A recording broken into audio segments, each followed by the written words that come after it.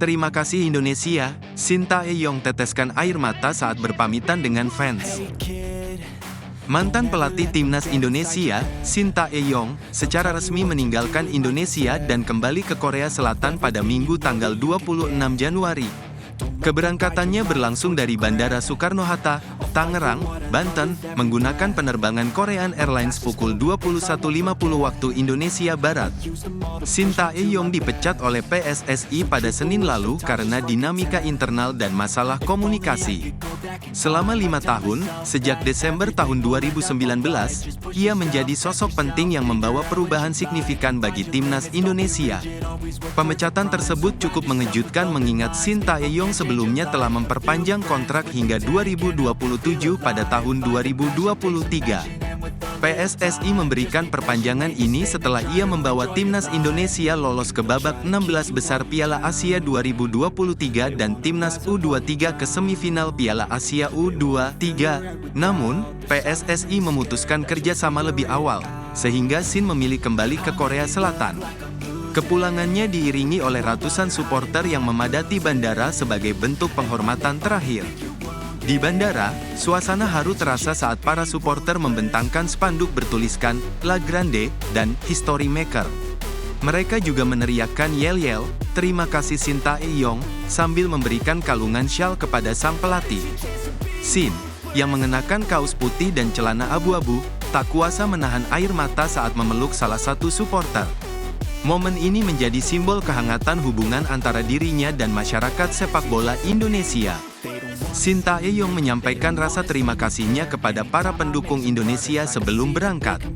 "Saya ingin menyampaikan rasa terima kasih yang sebesar-besarnya kepada masyarakat Indonesia yang telah mencintai dan mendukung saya," katanya. Ia juga berharap supporter terus mendukung skuad Garuda yang akan berjuang di kualifikasi Piala Dunia 2026 zona Asia. Meski era Sintayong telah berakhir, kontribusinya akan selalu dikenang oleh para pecinta sepak bola Indonesia. Negara ini gila bola. Alex Pastur gak sabar bawa timnas lolos Piala Dunia. Alex Pastur, asisten pelatih baru timnas Indonesia, sangat bersemangat memulai tugasnya. Pelatih berusia 58 tahun asal Belanda ini menjadi salah satu dari 3 asisten yang akan mendukung Patrick Kluivert sebagai pelatih utama. Indonesia menjadi negara Asia pertama yang menjadi bagian dari perjalanan karirnya. Untuk mempersiapkan diri, ia mempelajari sejarah dan bahasa Indonesia agar bisa berkomunikasi dengan baik dengan para pemain. Ia pun terkesan dengan kecintaan masyarakat Indonesia terhadap sepak bola. Dalam wawancara dengan Ziggo Sport, Pastur berbagi kekagumannya terhadap Indonesia. "Saya membaca buku besar tentang negara ini, yang memiliki 16.000 pulau dan 277 juta penduduk," katanya. Ia menambahkan bahwa masyarakat Indonesia adalah negara gila bola, dengan dukungan luar biasa di setiap pertandingan. Pastur menyadari bahwa membawa Indonesia lolos ke Piala Dunia 2026 adalah tantangan besar, namun ia sangat antusias untuk menjalankannya. Timnas Indonesia akan menghadapi lawan berat di ronde ketiga kualifikasi Piala Dunia 2026, yaitu Australia, Bahrain, China, dan Jepang. Laga melawan Australia di Sydney pada bulan Maret akan sangat penting, ujar Pastur. Setelah itu, ada pertandingan kandang melawan Bahrain di Jakarta, disusul laga melawan China dan Jepang pada bulan Juni. Bersama Patrick Kluivert, ia berharap tim bisa menembus putaran final sebagai salah satu prestasi besar dalam karirnya. Selain tantangan sepak bola, pengalaman ini juga menjadi perjalanan budaya baru bagi Pastur. Ia mengaku belum pernah menginjakkan kaki di Asia sebelumnya dan merasa sangat antusias untuk menjelajahi hal-hal baru. Ini akan menjadi petualangan sepak bola yang hebat sekaligus perjalanan budaya yang menarik, katanya.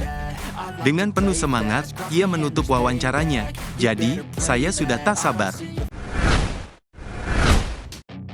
Debut di Liga Inggris, Ole Romeni langsung dapatkan pujian pelatih Oxford United. Gary Rowett memberikan pujian atas debut Ole Romeni meski timnya hanya bermain imbang 0-0 di pekan ke-29 Championship.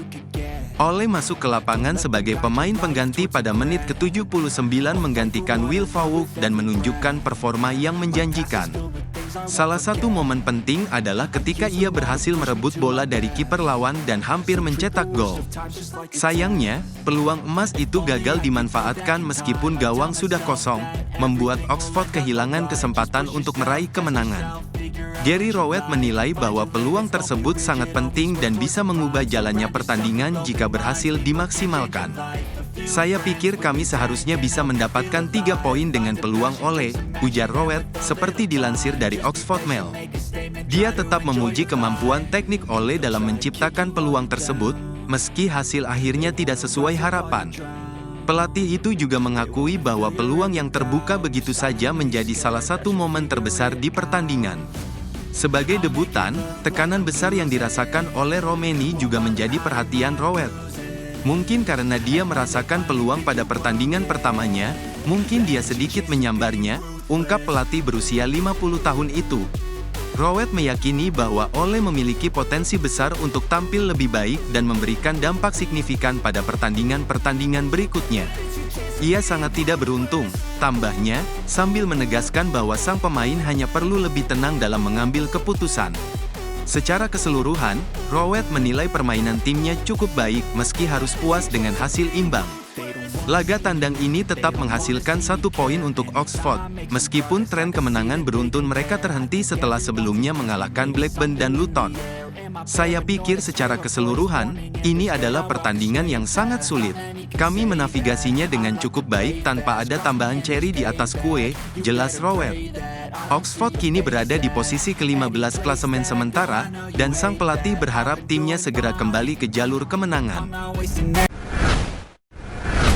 Nyaman di posisi menyerang dan cinta lagu Indonesia Raya, Ragnar Oratmangun ungkap peran favorit dan kebanggaannya membela timnas.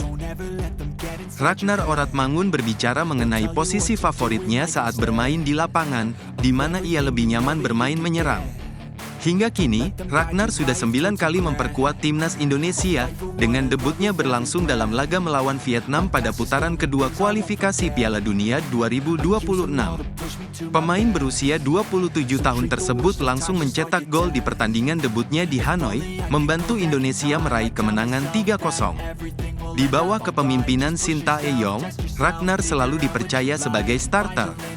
Selama bermain untuk timnas, Ragnar sering ditempatkan sebagai winger kiri dan sesekali menjadi penyerang. Namun, saat membela Dender di Liga Belgia, ia lebih sering beroperasi sebagai gelandang serang yang berada di belakang striker. Saya merasa nyaman bermain di berbagai posisi menyerang, terutama sebagai second striker karena saya suka menciptakan peluang. Saya juga senang bermain di posisi nomor 10 atau sebagai pemain sayap dengan kebebasan bergerak, ujar Ragnar, dikutip dari Kita Garuda. Ragnar resmi menjadi warga negara Indonesia pada Maret tahun 2024. Pemain kelahiran Belanda ini memiliki darah Maluku dan memiliki paman, Jauhari Oratmangun, yang menjabat sebagai Duta Besar Indonesia untuk China. Saya cepat menghafal lagu Indonesia Raya. Menyanyikannya cukup mudah, karena saya memang menyukai lagu itu. Saya sering menyanyikannya di rumah, bahkan bersama istri saya. Kini, istri saya juga hafal lagu tersebut. Saya benar-benar menyukai lagu Indonesia Raya, ungkap Ragnar.